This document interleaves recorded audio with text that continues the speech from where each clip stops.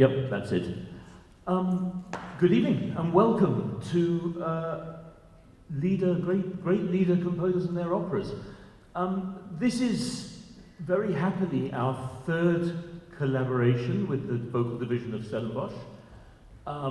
We started this, so I suppose 3 years ago, with a project which was always designed to be very much an educational presentation rather than a big glamorous concert. We staged Winterreise in our first year, but we didn't stage it like might happen had we been looking at just the final project, but we got the students to stage each other's work under our guidance. The educational idea there being that people were going to have to really engage with meaning, communication, all those things rather than the actual physical act of singing, or I guess in addition to the physical act of singing. That was a staging project. Last year we presented some French song, and we decided particularly that they would either be from French composers or songs written to poems by French poets. And this time, instead of it being a staging exercise by the students, it was a translation exercise. So they got together and they investigated the nature of translation. It's not just a question of, well, this word means this, and this word means that, and this word. It's very much a matter of, well, how do we understand this? How are we going to interpret this? And they worked together in pairs to come up with a version. This year, we're in some ways extending the idea of it being educational by presenting this in a sort of format of a lecture recital about operas by composers who we absolutely adore and love and who fill concert halls the world over, Schubert, Mendelssohn, and Schumann, but whose operas are really not often performed. And we just thought it would be a really useful thing to investigate what I think is fantastic repertoire, and many of these pieces have really important advocates elsewhere in the world. So we can present you with some of their music, and we can investigate a little bit about why maybe this music has not been performed so regularly recently. I suspect, though I haven't actually done my homework, that maybe these pieces have never been done in South Africa, so that's also a very interesting proposition. So it's not exactly work in progress that you're seeing, but you're certainly seeing us all investigating a new repertoire. The students will work, we've got 11 from UCT and 11 from Stellenbosch. We will present 11 duet excerpts from these operas. Each duet has one student from each institution, so it's very much collaborative in that way. I will every so often talk about why maybe this music is why it's fabulous in one sense, why it's not done so often in another. Minette will guide us through the operas themselves, the synopses, and the students will present you the duets. So I hope you have a wonderful evening, an instructive evening, but also an enjoyable evening.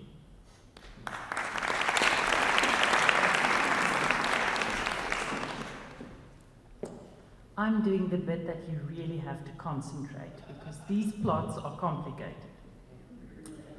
Schubert composed Alfonso and Estrella in 1822, but the opera was never performed in his lifetime.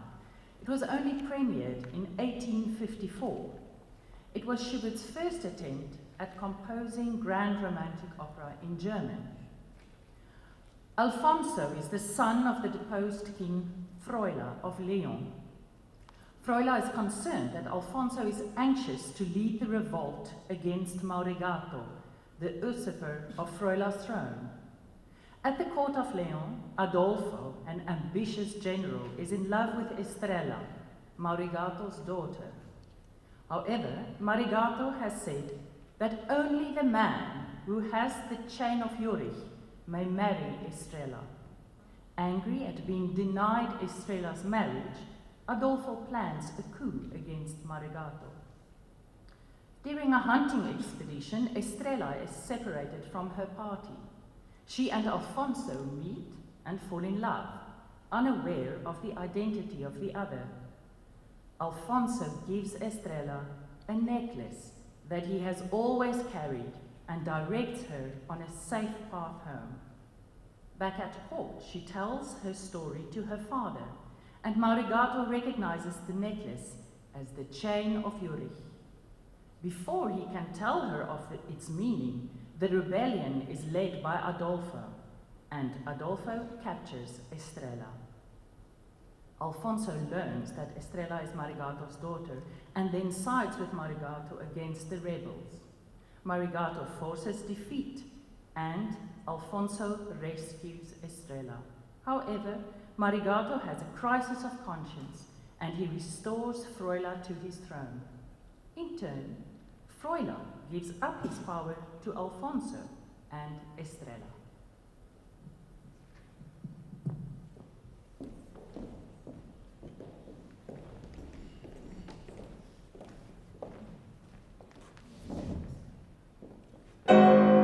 Ja, gib, vernehm mein Flehen, gib deine Liebe mir. Ja, gib, vernehm mein Flehen, gib deine Liebe mir. Vernehm mein Flehen, gib deine Liebe mir. Vernehm mein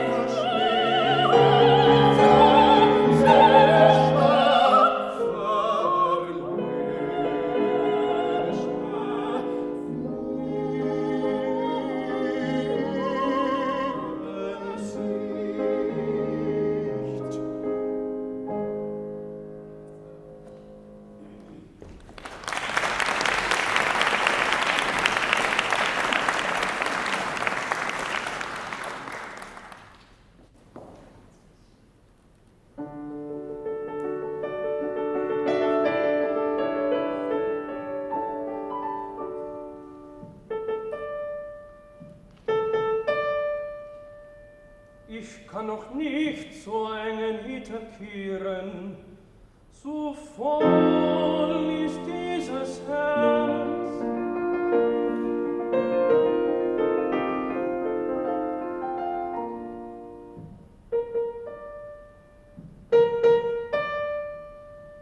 Und hier im Freien ist mir leicht und wohl.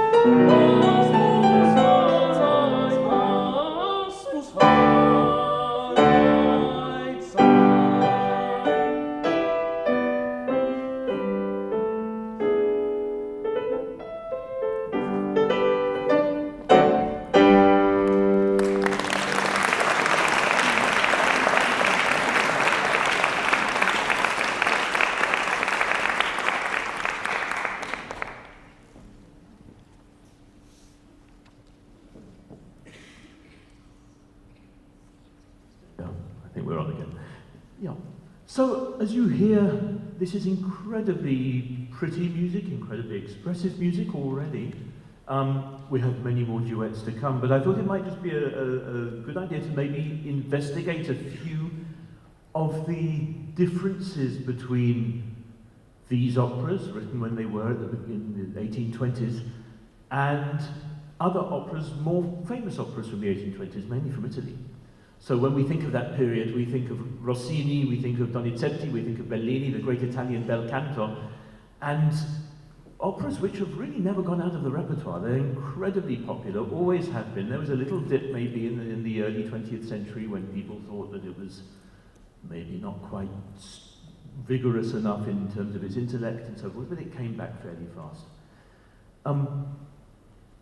I think one of the big things we can say about Italian opera in general is that the voice is central to its thinking. That somehow everything else follows. Just the natural outward human expression of a voice is what drives Italian composers, certainly of that period, and I think probably even today to a certain extent. That was never the case in Germany. In Germany, and Austria, where these pieces come from, I guess there was a more intellectual approach to writing music, but not an inexpressive one. After all, a big symphonic tradition, a big chamber music tradition, a big oratorio tradition. For the life of me, I love Rossini and Donizetti and Bellini, but I cannot imagine them writing a symphony. I mean, the idea, just the music, the musical language could never have lent itself to that. They were always very happy to respond to a dramatic situation, to a realistic one, and let the music accompany it, let the music find its way according to the realistic nature of the drama. German writing exploited the internal logic of music. Music itself had a way of forging its own path in time, and that was often not very realistic. So I think there might also have been, and it's related to this idea of vocal character, a more general sense of character. And this is a terrible generalization I'm going to say now, but I think the Italian culture is far more extrovert, far more outgoing than German culture. German culture is very cerebral. It has produced unbelievable philosophers, writers, thinkers, and classical musicians. I mean, Italy has too, but in a very, very different way. And I think that introvert, intellectual streak, after the home of Lutheranism, which is all to do with study and there's a very, very different religious expression to the theatrical ritual of Catholicism, had a real impact on the sort of music they wrote. There was also an issue about commissions. How did opera composers write operas? There had always been an aristocracy tradition of people in Germany particularly, and earlier in Italy too, writing for the courts, writing for the nobility, for the aristocracy, and responding to their tastes. In Italy, by the 19th century, the impresario had been born. This was now nothing to do with high society. This was really popular. This was about the people. It responded to the tastes of the people, and it, as such, started to address issues of politics, social issues, human emotion, all these things in a way that maybe the aristocratic commissions didn't. They were still looking at medieval history, folk tales, a sort of nationalism, and that meant that the composers were really not so free to write, and maybe couldn't write things which were as popular as the impresarios were suggesting. All these, I think, are reasons why maybe we know more about Italian opera of that period than we do of German opera. But I hope what we'll be able to show you today is that this music is also very fresh, very expressive, very beautiful, and deserves a place. If we can find a way of staging these pieces, which are not just about the story, but about the psychology behind the story, I think that will fit very well with German character. We're going to carry on with another duet from Alfonso und Estrella and then move on to another Schubert opera before we investigate other composers.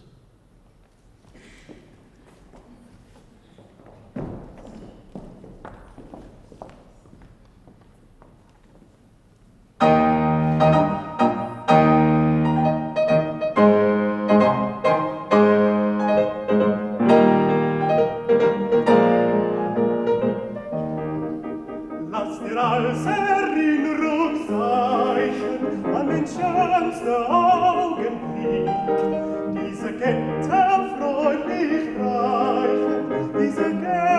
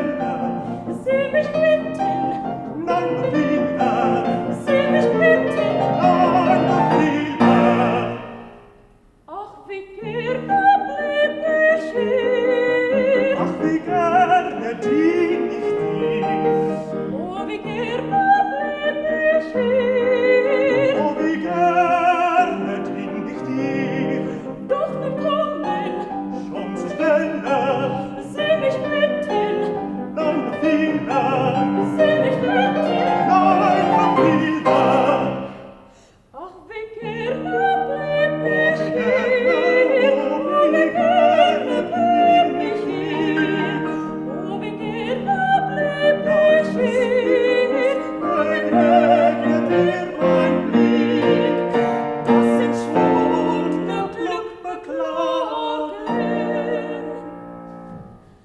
Plötzlich aus des Himmels Höhen lässt das Glück sich Freunde sehen. Doch bevor wir ganz empfinden, ist es schwunden. So die Wunde mir zu künden, Troste steht noch bei der Bahn. Ach, so schnell bist du entschwunden.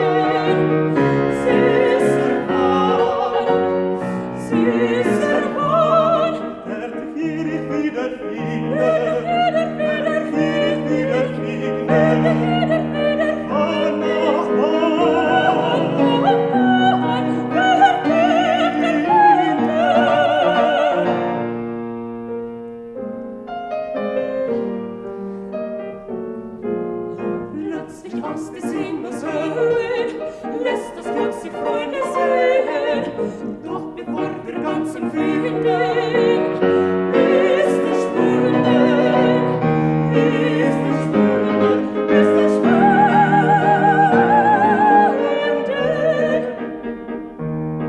Wird dich jeder wiederfinden, wird dich jeder wiederfinden, wird dich jeder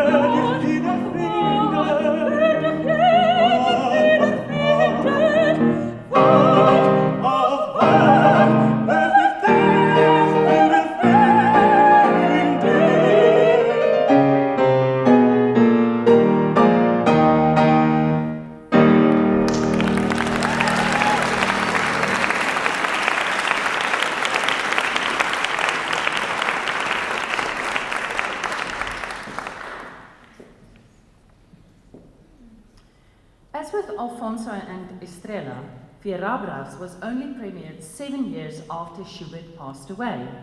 The biggest criticism was that the opera suffered from a terribly confusing libretto that lacked real dramatic impact, and you'll find out why. Emma is in love with Egenhard, but their love must be kept secret since Emma's father, King Karl, does not approve of the relationship. Karl's knights, led by Roland, have defeated the Moors and captured Fierabras, the son of the Moorish prince Voland. When they are brought to Karl's castle, Fierabras sees Emma and recognizes her as someone he fell in love with in Rome. Egenhard and Emma meet in the garden at night, but are interrupted by Fierabras. The lovers plead with Fierabras to protect Egenhard from Karl. Fierabras agrees, and Egenhard makes his escape. The king approaches and, thinking Fierabras is trying to kidnap Emma, has him thrown in chains. As the act ends, Egenhard and the knights are preparing to leave. Egenhard, without clarifying the matter concerning Emma and Fierabras, has been sent to Voland for peace talks. The Moors surprise Egenhard, capture him, and bring him to the Moorish castle, where Voland and his daughter Florinda are concerned over Fierabras' fate. Egenhard informs them of Fierabras' imprisonment. The rest of Karl's knights arrive for peace talks. Voland, upset over Fierabras' imprisonment, takes them prisoner and condemns them to death. Among the knights, his daughter Florinda recognizes Roland, with whom she fell in love while in Rome, and decides to try to help them. She manages to free Egenhard and, after a brief interlude with Roland, frees the knights from the castle prison. The knights, after battle in which Roland is captured, are returned to the prison, where Voland is upset over Florinda's behavior. Emma, who is waiting for Egenhard's return, confesses to her father that Fierabras is innocent and that she and Egenhard are in love. Karl frees Fierabras and they leave with Egenhard to go to the Moorish castle to free the imprisoned knights. The knights are being led to the execution pyre. Florinda pleads with Voland to spare Roland. In an anger, Voland says that if she loves Roland, she can die with him. Karl, Egenhard and Fierabras arrive just in time to stop the executions and convince Voland to release the knights. Karl and Voland makes peace and allow Roland and Florinda to marry, as well as Egenhard and Emma. Fierabras, joins Carl's Knights.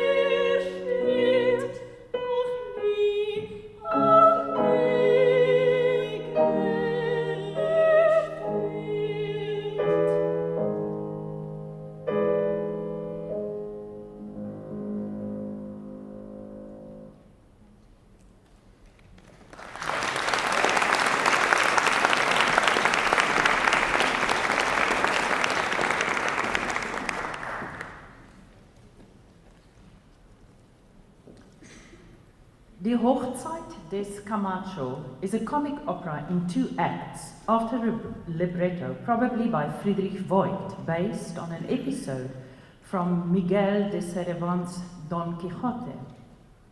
Quiteria is in love with Basilio, but her father, Carrasco, wants her to marry Camacho, a rich neighbor. Lucinda and Vivaldo are determined to help Basilio realize his love. Sancho Panza and his master Don Quixote arrive in search of the haunted cave of Montesinos and are invited to Camacho's lavish wedding feast. Meanwhile, Basilio hides in the forest while Vivaldo attempts to convince Carrasco that Basilio has inherited a fortune. Quiteria, on her way to join Basilio, meets Don Quixote and is terrified. When the angry Carrasco and Camacho go in search of the lovers, Basilio confronts them, disguised as the ghost of Montesinos, and Act 1 ends in general confusion. As part of Camacho's wedding feast, Vivaldo provides an entertainment, a barbed allegory designed to show the superiority of love to wealth. This is brought to an abrupt end by the crazy intervention of Don Quixote. Just as Quiteria, in despair, is about to sign the marriage contract, Basilio arrives. In accordance with Vivaldo's plan, he pretends to stab himself and is allowed to marry Quiteria so that he can die a happy man. But as soon as the marriage is solemnized, he leaps to his feet. Camacho reluctantly accepts the situation, and the wedding feast is allowed to proceed.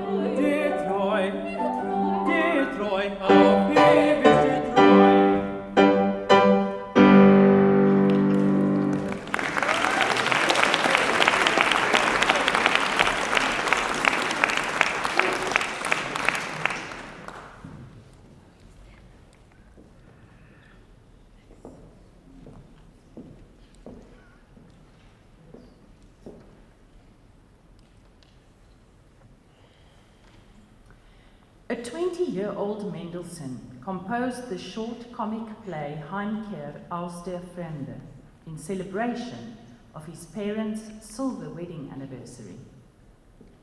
As the opera opens, the village mayor Schultz is lamenting the absence of his son Hermann, who has been away for many years serving in the army. Hermann's mother then sings a romance about a queen whose son became a hero despite her efforts to conceal him from the military disguised as a girl. And Lisbeth, Hermann's fiancée, responds with a song revealing her longing for Hermann, whom she last saw when she was a girl. Kautz, an itinerant peddler disguised as a night watchman, enters, singing of his renown all across Europe and expressing intent to court Lisbeth. However, Hermann, whom no one has seen in some years, follows disguised as a wandering musician. He sings a song in praise of soldiers as keeper of the peace. Lisbeth, recognizing his song as one that he sang in his youth, realizes his true identity almost immediately. But she respects his desire to remain incognito, and the parents mistake Kautz for Hermann and do their best to advance his cause. The two rivals interrupt each other's serenades during the succeeding night, the passage of which Mendelssohn depicts in an intermezzo. And the next morning, Kautz impersonates Hermann at a gathering of the villagers to celebrate Schultz's 50th anniversary as mayor. Hermann makes an appearance, however, and with the truth revealed, all ends happily.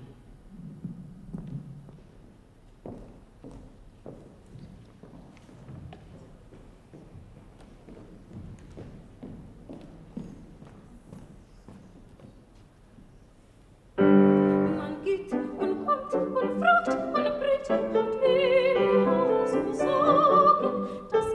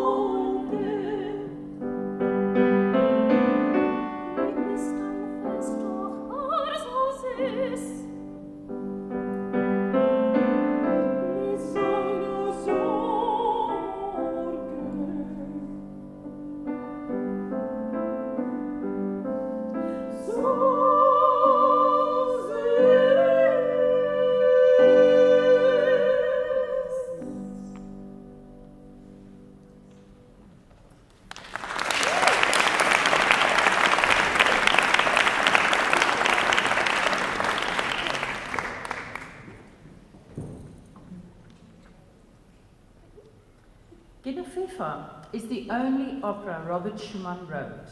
It premiered in 1850 and was conducted by the composer himself. Unfortunately, it received such negative critique that Schumann decided not to compose a second opera. The opera begins with Hidolfus, Bishop of Trier, summoning Brabant's Christian knights to join Charles Martel's crusade against a feared Saracen conquest of Europe. Siegfried, Count of Brabante, answers the call. In preparing to leave for war, he entrusts his wife, Genovefa, to his young servant, Golo. Despite Golo's overwhelming desire for her, Genovefa persistently rejects his advances. Infuriated by these rejections, Golo seeks revenge against Genovefa by staging a trap to discredit her. One night, Golo sneaks Drago, an old steward, into Genovefa's bedroom to fake an adulterous affair that is then witnessed by other servants, brought to the scene by Golo. In their rage, the servants kill Drago, and Genovefa is imprisoned for adultery. Word of this imagined infidelity gets back to Siegfried, who then commands Golo to put Genovefa to death. Drago's ghost appears in front of Margareta, one of the servants, and tells her that if she does not reveal the truth, she will die. As two armed men are dispatched to kill Genovefa, her life is saved through the intervention of a mute deaf boy. Siegfried then discovers Golo's treachery and restores his wife's honor.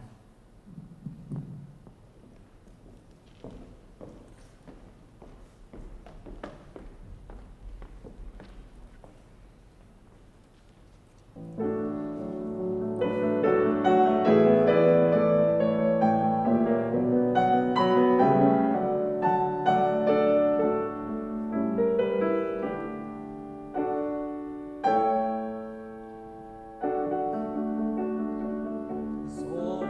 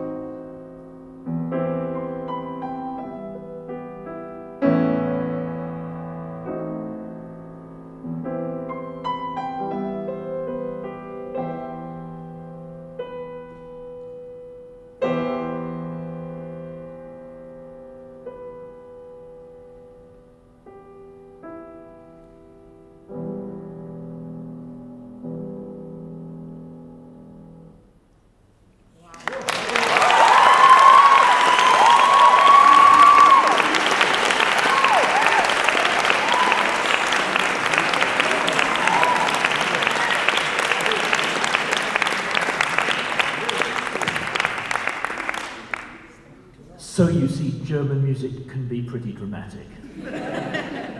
And you know, one of the things one reads every so often is that, well, there's lots of drama in Italian opera, but not so much in German. It's quite clear that's not the case. Quite clear that's not the case.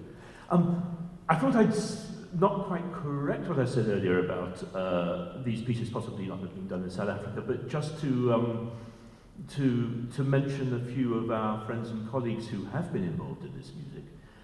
Probably the greatest recording of this piece, of Genoveva, conducted by Nicholas Harnoncourt in Europe, the Chamber Orchestra of Europe, had